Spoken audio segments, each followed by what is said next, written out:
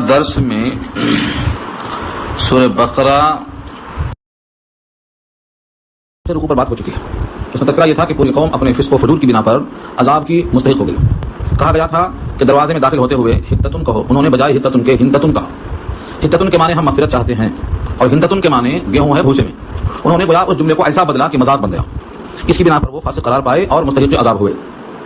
اس کے بعد اسی مقام کا کچھ حصہ باقی ہے کہ ایسی فاسق قوم جو حضرت موسیٰ کے ساتھ ہونے کے باوجود صریح حکم کی خلاف ورزی کر رہی ہے، مقام تیہ میں سزا کاٹ رہی ہے، اور وہ اس موقع پر بھی ان پر اللہ کی رحمتیں برستی رہیں کہ انہوں نے کھانا مانگا تو من و سلوا دیا گیا، دھوپ کی شکایت کی تو بارش سے پہلے جو بادل آتا ہے باریک سا سفید ابر، اس میں سفیدی کی بنا پر زیادہ اندھیرا بھی نہیں ہوتا، ویسے بادلوں سے چھاؤں کیا اللہ نے.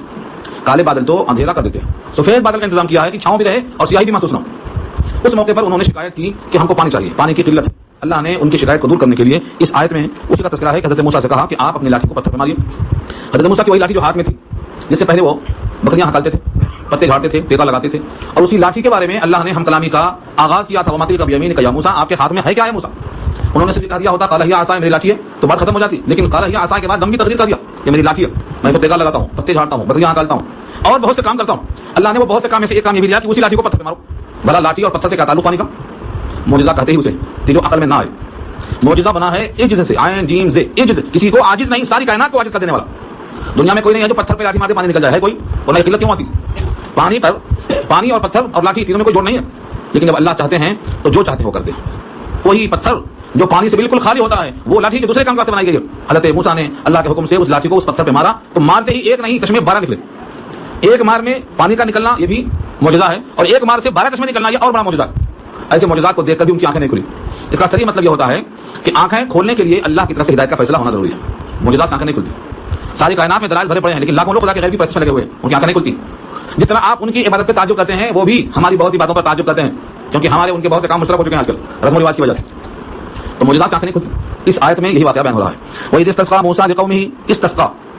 ساقی سنا ہوگا آپ نے، پلانے والے کو بولتے ہیں. سقیہ یسقیٰ کے معنی پانی پلانا. اور اس سقیہ میں جب الف سین تے شروع میں آ جائے تو طلب کے معنی میں آتا ہے. ایک باب ہے استفعال کہتے ہیں اس کو. اس کی پہچان کیا ہے؟ الف سین تے شروع میں آنا کسی بھی ورب کے. سمجھ جاؤ یہ باب استفعال ہے. پہچان بتا رہا ہوں، پہچان سکے پہچان لو. الف سین تے یہ 3 حرف آیا تو طلب کے معنی میں ہوتا ہے، کہیں بھی آئے. جیسے نصرت معنی مدد، نصرہ مدد کیا، استنصرہ مدد چاہا، مدد کرنے کو چاہا، خرجا نکلا، استخرجا نکالنے کو چاہا. کہیں بھی آئے گا پورے قرآن کریم میں. آگے سمجھ کر لو. الف سین تے آیا تو طلب. تو یہاں پر سقا ہے، اس میں الف سین تے لگا دیا تو کیا ہو گیا؟ استسقا. پوری قوم نے پانی کو طلب کیا. آج پوری قوم طلب کر رہی ہے. اللہ نے اس کو مقرر کر دیا ہے. پانی برساتے ہم ہیں، ہمارا حکم ماننا چاہیے. ہم نے کہا ہے زکات تو پانی خود برسے گا. خمسم بخمس، حدیث طویل ہے. 5 چیزیں 5 چیزوں میں. بے حیائی چھوڑو، تعاون نہیں آئے گا، امراض نئے نہیں آئیں گے. زکات دو، پانی خود آئے گا. تم بندوں کا حق مانیں گے، تمہارا حق بندہ جو اللہ سے بدعا کرے گا تو رک جائے گا. تم روکو گے، روکا جائے گا. تم دو گے، دیا جائے گا. اصول ہے او کی فوق اللہ علیہ. اگر تم بندوں کا حق روکو گے تو تم پر اللہ روک دیں گے. آج وہی ہے زکات دینے سب آنا کھانے کرتے، میرا مال نکل جائے گا تو کم ہو جائے گا. جا کے دعائیں کر رہے ہیں، پہلے زکات نکالنا پڑتا اس کے لیے. زکات دے پھر دعا کریں، نکلتا پانی خود. قوم کا بیشتر حصہ زکات دینے سے کوسا دور ہے. جو نکالتے بھی ہیں وہ بھی برائے نام نکال دیتے ہیں، حساب بلا حساب کیا ہوئے. تو حضرت موسیٰ سے پوری قوم نے کیا طلب کیا؟ پانی طلب کیا. استسقا. وَإِذِ اسْتَسْقَىٰ مُوسَىٰ. اور جب چاہا پانی کو موسیٰ سے. یہاں آگے لقوم ہی آیا، اس کا مطلب حضرت موسیٰ نے اللہ سے پانی چاہا اپنی قوم کے لیے. یہ مطلب پہلے قوم نے موسیٰ سے کہا، پھر موسیٰ علیہ السلام نے اللہ سے کہا، پھر اللہ نے ایک حکم دیا کہ اس لاٹھی کو مارو. تو یہاں ہے جب طلب کیا قوم نے موسیٰ سے، پھر موسیٰ نے طلب کیا اللہ سے اپنی قوم کے لیے. یہ ہے لقومی کلام. اپنی قوم کے لیے حضرت موسیٰ نے جب پانی مانگا، اس پورے مقام میں کوئی نہر نہیں تھی، کوئی دریا نہیں تھا، کوئی بورویل نہیں تھا. اوپر سے جو بادل تھے وہ صرف چھاؤں کے لیے تھے. لیکن جب اللہ چاہتے ہیں تو پتھروں سے پانی کو نکالتے ہیں. حکم دیا ہم نے، فقلنا، ہم نے کہا اضرب، مارو. امر کا صیغہ واحد ہے. اضرب بعصاک الحجر. الحجر پتھر کو بولتے ہیں. اگر وہ کالا ہے تو حجر اسود ہو جاتا ہے، اور سفید ہے تو حجر ابیض کہلاتا ہے. الحجر کے معنی پتھر. یہ حجر اسود پہلے اسود نہیں تھا، اب ہوا ہے اسود گناہوں سے. پہلے حجر ابیض تھا، سفید تھا. یہ جب نصب کیا گیا، لایا گیا جنت سے تو سفید دودھ کی طرح تھا. یہ بنی آدم کے گناہوں کو سب کرتے کرتے کرتے وہ کالا ہو گیا. اس میں اللہ نے کیا قوت دی ہے، وہ گناہوں کو جذب کرتا ہے. اور یہ پتھر ہے جو اللہ کے نبی کی مار سے رو کر پانی بہاتا ہے.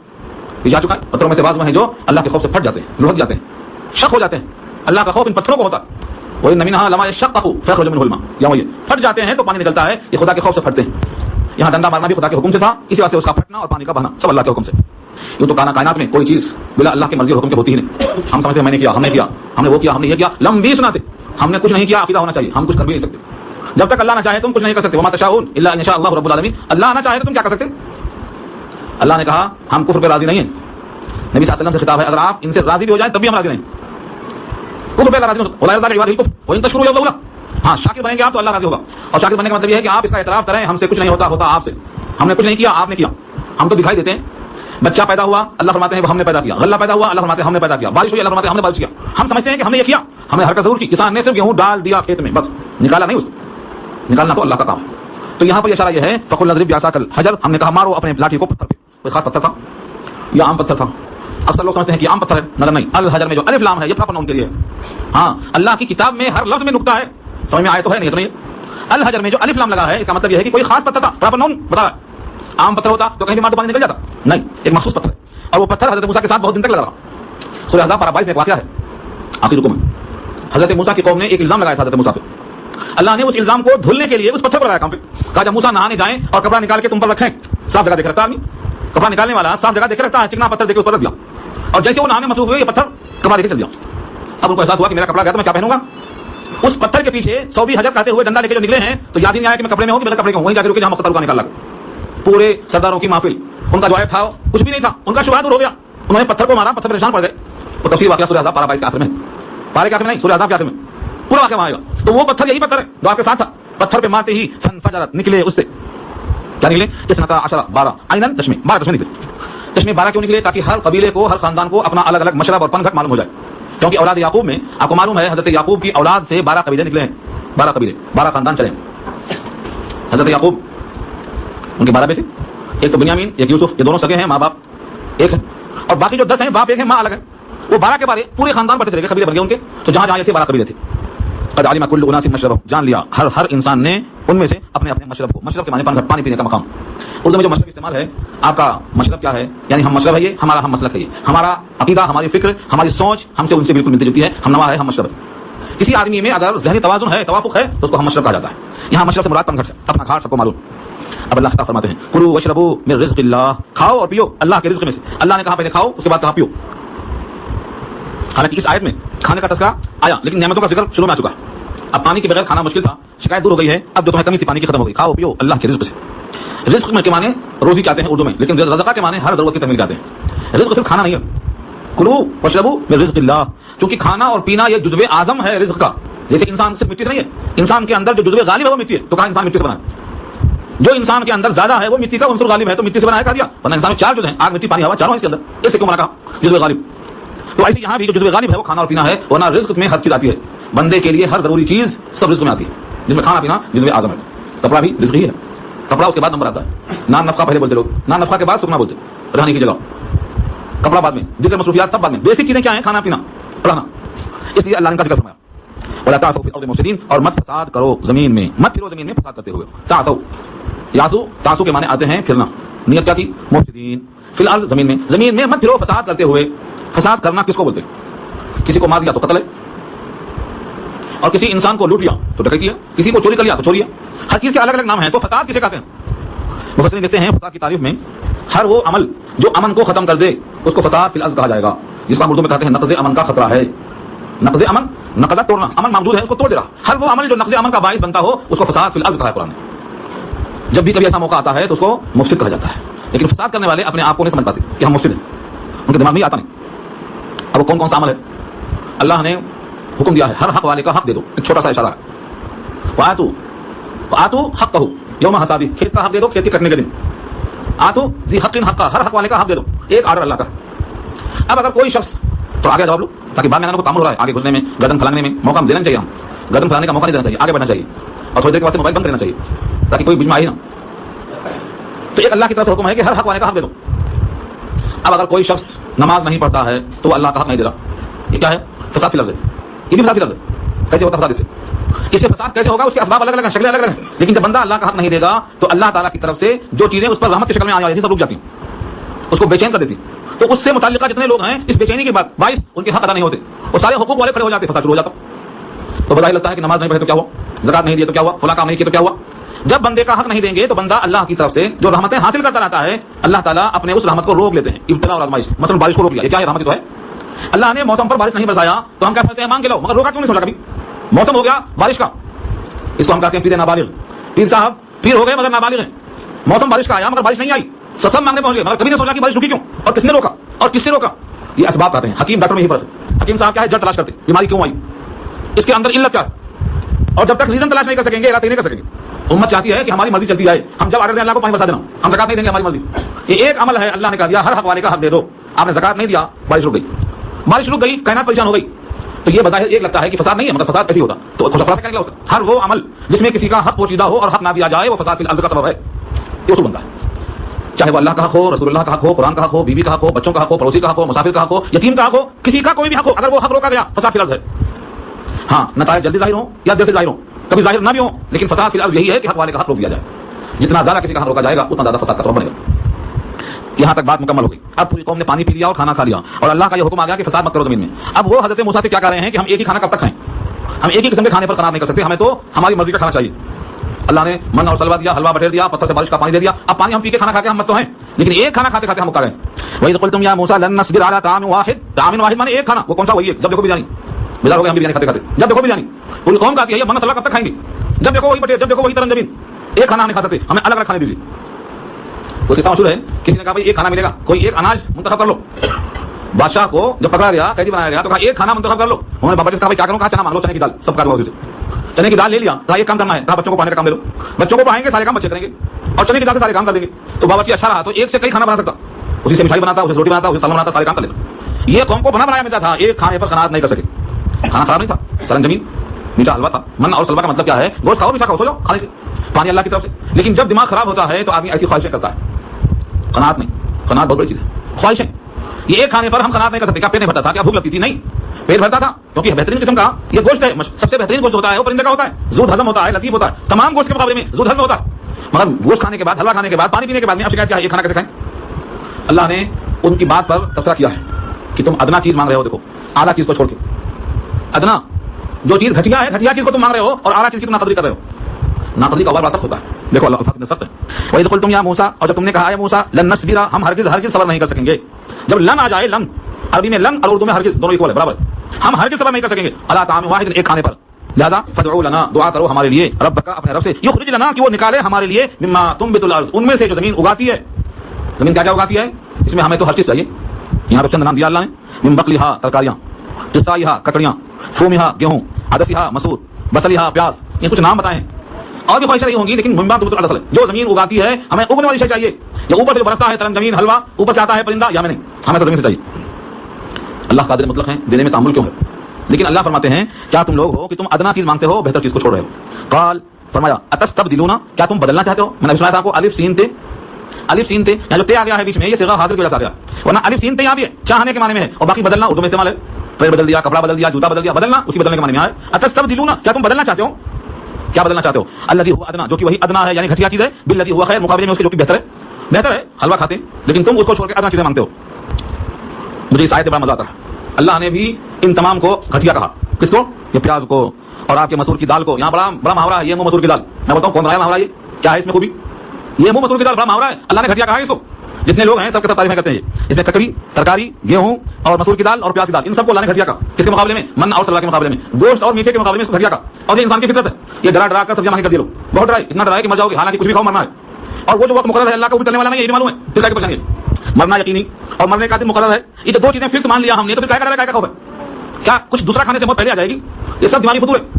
جو یہاں کہا گیا ہے بالکل 100% وہی صحیح ہے. یہ ادنا ہے اور وہ اعلیٰ ہے. خرابی ہے ہماری کاہلی کی. آج لوگ کام نہیں کرنا چاہتے, جسمانی ورک نہیں ہے, چاہتے بھی نہیں. جسمانی راحت اتنی بڑھ گئی ہے کہ یہ مفید چیزیں جا کے مضر ہو گئی ہیں. تو یہ خرابی چیزوں کی نہیں ہے, یہ خبر عمل کی. 5 وقت نماز پڑھو, جتنی رکعتیں سنتوں کی پوری پڑھو, اچھی خاصی ورزش ہے, پڑھ کے دیکھو. اکثر و بیشتر لوگ ڈنڈی مارتے, ظہر کی سنتوں میں بھی, عشاء کی سنتوں میں بھی. وہ ڈنڈی مارنے سے نہ ہوتا کہ ورنہ کھانے بہت اعلیٰ درجے کے. اللہ نے اس کو خیر کہا ہے, اس کے مقابل سب کو ادنا کہا ہے, اور اس ہمارا ایمان اس کو, اس میں کوئی گنجائش نہیں سوچنے کی. اللہ نے کہا ٹھیک ہے تمہیں ادنا ہی چاہیے, یہ بتو اترو یہاں سے مصرن شہر میں, یہ بتو مصرن اترو کسی شہر میں, یعنی یہاں تم کو یہ کام نہیں ملے گا جہاں کھیتی باڑی ہے, وہاں چلنا پڑتا. فإن لكم ما سألتم, بے شک تمہارے لیے وہ تمام نعمتیں ہیں تم نے جن جن کا سوال کیا ہے.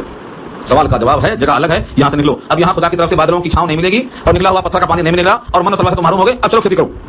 کھیتی کرنے والا جب کھیت میں پہنچتا ہے, جب معلوم ہوتا ہے کہ تو بڑی مشقت کی جگہ ہے, اور مشقت ہی نہیں ہے, پورا کامل بھروسہ کر کے ڈالنا پڑتا ہے بیج کو. اب اللہ کی مرضی ہے, اس کو اگاتا, بڑھاتا, پیدا کرتا, نہیں پیدا کرتا, کم پیدا کرتا, یہ اس کی مرضی ہے. کسان اپنے آپ کو بالکل چاہے کتنا ہی جاہل ہو, لیکن اس معاملے میں بھروسہ اللہ پہ کرتا ہے ہر کسان. اس واسطے کہا گیا ہے کہ ذلت مار دی گئی ہے, کسانوں کے لیے ذلت کا حکم دیا ہے. اگلا ٹکڑا بھی وہی آ رہا ہے, وضربت علیہم الذلہ والمسکنہ, ان پر مار دی گئی ذلت اور مسکنت. ذلت اردو میں استعمال ہے, اور مسکنت محتاجی. کیا یہ کھیتی کرنے سے مار دی گئی ہے؟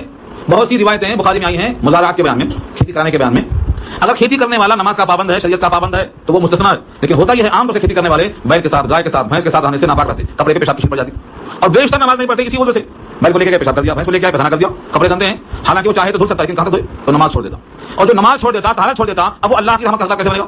نتیجے میں کیا ہوتا؟ شیطان کا تسلط ہو جاتا، قرآن سے دور ہو جاتا۔ اب ان پر خدا کی مانی ہوگی کس پر ہوگی؟ یہ روایت موجود ہے مزارات کے بیان میں، کھیتی کے بیان میں، جس گھر میں آلات ہر سے داخل ہوئے ذلت داخل ہوگی، اس ذلت سے بچنا ہے تو ایک ہی راستہ ہے کہ اسلام پر قائم رہنا اور کوئی گزر کوئی ہیلا حوالہ نہیں کرنا۔ اگر بندہ کوئی ہیلا حوالہ کرتا ہے کسی قسم کے، کوئی ہیلا حوالہ کرتا ہے تو چلنے والا نہیں، یہ واضح کر دیا۔ تو ذلت سے بچنا کسان کے واسطے ایک ہی شکل میں ہے کہ وہ اسلام کو نہ چھوڑے، طہارت کے ساتھ رہے، نماز کا پابند رہے، اور یہی دو اسباب ہیں عام طور سے۔ اللہ فرماتے ہیں کہ ان لوگوں نے اللہ کے غضب کو حاصل کر لیا، وباء بغضب من اللہ، لیکن غضب کی وجہ سے کھیتی نہیں ہے، اوپر کے سارے اسباب اس میں، اوپر کے سارے اسباب کیا ہیں؟ مخالفت، حضرت موسیٰ کی مخالفت، جہاں جہاں تک آئیں وہ سارے اسباب کی بنا پر وہ لوٹے پھرے اللہ کے غضب کے ساتھ، وباء بغضب من اللہ، اللہ کا غضب لے کر لوٹے۔ ذالک بانہم کانوا یکفرون بآیات اللہ، یہ سب اس وجہ سے کہ وہ اللہ کی آیتوں کے ساتھ کفر کرتے ہیں، یہ سب یہ ریزن ہے۔ ذالک بانہم، انہم سے پہلے جو با لگا ہے یہ با سببیہ ہے، یہی ریزن بیان کرتا ہے، یہ سب اس وجہ سے ہے کہ وہ اللہ کی آیتوں کا انکار کرتے تھے، نمبر 1۔ نمبر 2، ویقتلون النبیین بغیر الحق، اور نبیوں کو قتل کرتے تھے ناحق۔ ظاہر ہے کہ نبیوں کا قتل تو ناحق ہی ہوگا، لیکن وضاحتاً پھر سے کہہ دیا بغیر الحق، ناحق طریقے پر نبیوں کو قتل کرتے تھے۔ تو نبیوں کو قتل کرنے کا مطلب کیا ہے؟ حق پیش کرنے والے کو قتل کرنا، حق کی مخالفت کرنا، اور ظاہر ہے کہ انبیاء اللہ کے بھیجے ہوئے قاصد ہیں، اللہ کے ایلچی کو مارنا، اللہ کا پیغام رد ہوا، جو حق لے کر آیا ہے وہ حق رد ہوا، اس حق کی مخالفت کی پاداش میں اور اللہ کے احکامات کی خلاف ورزی کی پاداش میں ان پر اللہ کا غضب ہوا اور وہ لوٹے ذلت و مسکنت کے ساتھ۔ ذالک بما عصوا، یہ علت کی علت، انہوں نے نبیوں کو قتل کیوں کر دیا؟ اللہ کے حکم کی خلاف ورزی کیوں کر دی؟ ان کو اس نافرمانی کی جرأت کیوں ہوئی؟ وہ فرمایا وجہ اس کی ہے، اس کی وجہ بتا دیا یہ ذالک بما عصوا، اس وجہ سے ان کے دل پر سیاہی پڑ گئی نافرمانی کرتے کرتے، وکانوا یعتدون، اور وہ تھے حد سے آگے بڑھنے والے، حد سے آگے بڑھتے۔ تو یہاں سبب کا سبب بتایا ہے، اگر کسی کا وضو نہیں ہوا تو نماز نہیں ہوگی، نماز آپ کی نہیں ہوئی کیوں؟ وضو کی وجہ سے، وضو کیوں نہیں ہوا؟ وضو کے ناقص ہونے کی وجہ سے، تو سبب کا سبب ہے۔ یہاں پر نبیوں کو قتل کرنا یہ جرم ہے، اس جرم کے واسطے ان کے دل میں گنجائش کہاں سے آئی؟ تو گناہ کرتے کرتے، خدا کے احکامات کی مخالفت کیوں آئی؟ نافرمانی کرتے کرتے، حد سے آگے بڑھتے بڑھتے۔ اس کا مطلب یہ ہوا کہ جو پیچھے آیت آ چکی ہے اور آگے بھی سورہ تکفیر میں آئی، بندہ جب گناہ کرتا ہے تو ایک نقطہ دل پہ پڑتا ہے، توبہ کیا تو دھل جاتا ہے، نہیں تو باقی رہتا ہے۔ اب گناہ کرتے کرتے اور نہ دھلتے دھلتے پورا دل نقطوں سے سیاہ ہو جاتا، وہ آیتیں صاف ہے، کلا بل ران علی قلوبہم ما کانوا یکسبون۔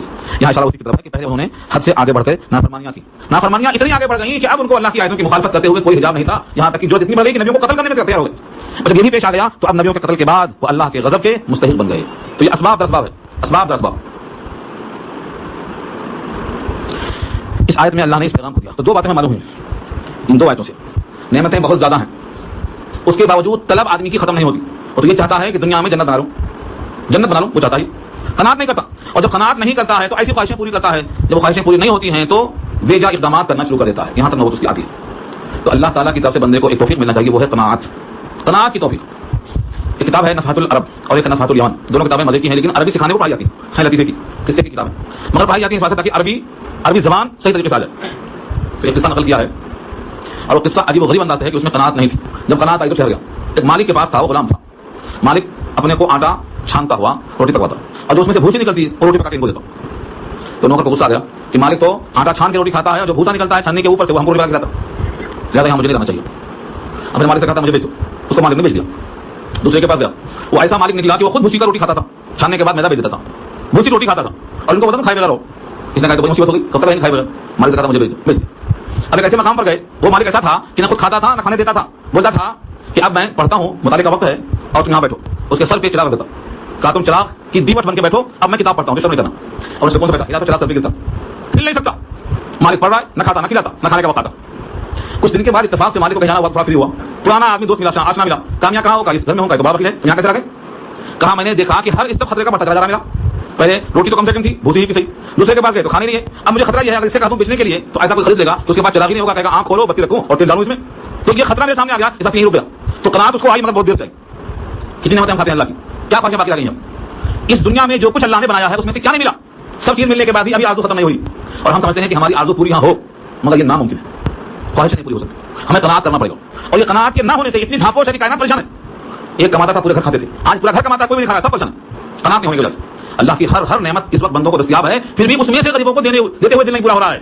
زکات تو 2.5% غریبوں کا حق ہے، اس کو روکنے سے ہمارے دل میں ذرا احساس نہیں ہو رہا کہ غریبوں کو روٹیاں میسر نہیں ہیں، غریبوں کو دوائیں میسر نہیں ہیں، غریبوں کو کتاب میسر نہیں ہے، غریبوں کو کوئی ضرورت میسر نہیں، یہاں پر خواہشیں نہیں پوری ہو سکتی۔ نبی صلی اللہ علیہ وسلم کی وہ حدیث بڑی پیاری ہے، آپ نے ایک قبرستان میں جنازہ جب ساتھ گیا تو تھوڑی دیر کا جو موقع مل جاتا نا دفن سے ذرا پہلے کا، حضور بیٹھ گئے، ایک لکڑی لیا، چارپائی بنایا، چارپائی کے بیچ میں ایک لمبی لکیر کھینچ دیا جو چارپائی سے باہر چلی گئی، فرمایا کہ یہ جو چارپائی کی حد ہے یہ انسان کی حیات ہے، اس سے باہر نہیں آ سکتا، وہ اللہ نے لکھ دیا ماں کے پیٹ میں، یہ چارپائی اس کی حدود ہے، حیات ہے، اور جو لمبی لکیر نکلی ہے اس کے باہر جو اس کی خواہش ہے مرنے کے دن تک خواہش ختم نہیں ہوگی، یہ نبی نے واضح کر دیا. کوئی چاہے کہ ہماری خواہش پوری ہو جائے گی تو یہ نبی کی بات غلط ہو جائے گی، مگر ہو نہیں سکتا، خواہش ختم نہیں ہو سکتی. اسی کو عربی شاعر کہتا ہے والمرء ما عاش ممدود له عمله لا ينتهي العين حتى ينتهي الاثر. جتنا انسان کی عمر بڑھتی چلی جاتی ہے، والمرء ما عاش، عاش معنی گزارتا زندگی، ممدود له عمله تو اس کی جو عمل ہے یعنی اس کی خواہش، الف سے عمل عین سے نہیں، آرزو جوان ہوتی ہے. اور اس کی خواہشیں کب ختم ہوں گی؟ جب اس پر مٹی ڈالی جائے گی، تب تک خواہشیں جوان ہوتی رہتی ہیں. آدمی بوڑھا، خواہشیں جوان. میں سب پوچھتا ہوں بتاؤ بوڑھے میں کون سی چیز جوان ہے؟ کسی بوڑھے میں کون سی چیز جوان ہے؟ تو لوگ کہتے ہیں زبان. میں کہتا ہوں زبان نہیں، خواہش اس کی زبان تو ہے مضبوط. کہتے ہیں بچپن میں، پھٹری میں، جوانی میں، کمر میں، بڑھاپے میں زبان میں طاقت بڑھ جاتی ہے، لیکن جوان کیا چیز ہے؟ تو اس کی آرزو. ہر بوڑھے کی آرزو جوان ہے، وہ بوڑھا نہیں ہو سکتا آرزو کے حساب سے. یہ نبی کی پیشن گوئی ہے. ہمیں اور آپ کو چاہیے کہ جو کچھ اللہ کا دیا ہے اس پہ قناعت کریں، زیادہ کی حرص نہ کریں، اور اسی میں خوش رہیں. جب پانی پیئیں تو الحمدللہ کہیں، کیونکہ پانی اللہ کی سب سے بڑی نعمت ہے حیات کے لیے. ہوائیں اللہ کی نعمت، غذائیں اللہ کی نعمت. جیسا بھی اللہ نے رکھا ہے بندے کو ہر حال میں خوش ہونا چاہیے. ہر حال میں اگر خوش نہیں ہے یہ تو گویا بندہ شاکر نہیں بن سکتا ہے. شاکر ہونے کو یہ ضروری ہے. یہاں رکوع مکمل ہو گیا ہے. آگے نیا رکوع آ رہا ہے کہ یہودیوں نے اور نصارہ نے اور صابئین نے، ان تمام نے اللہ تعالیٰ کی کتنی مخالفت کی اور کیسا کیسا ان پر عذاب آیا. یہ اگلے رکوع میں بحث آ رہی ہے. یہ دو ہی آیتوں کا رکوع ہے، اور اس میں جو بحث آئی ہے یہ در حقیقت اشارہ ہے کہ اللہ کی نعمتیں اتنی ہونے کے باوجود بندہ ان نعمتوں کی ناقدری کرتا ہے اور مزید کی فکر میں رہتا ہے. حالانکہ وعدہ یہ ہے تمہیں مانگنا نہیں پڑے گا. اگر تم دی ہوئی نعمت کا شکر ادا کرو تو ہم خود بخود بڑھائیں گے. لئن شکرتم لازیدنکم، ہم خود بڑھائیں گے. اور شکر کی تعریف یہ ہے کہ نعمت کو استعمال کرتے ہوئے منعم یاد آئے، نعمت کو منعم کی مرضی میں استعمال کرے، نعمت کو نعمت دینے والے کے خلاف استعمال نہ کرے. یہ تین شرطیں ہیں. بندہ شکر ہے، اگر شاکر بن گیا تو خود بخود نعمت اللہ کی بڑھتی چلی جائیں گی. تو انشاءاللہ اگر رکوع اندر رکھیں گے دعا کر لیجیے.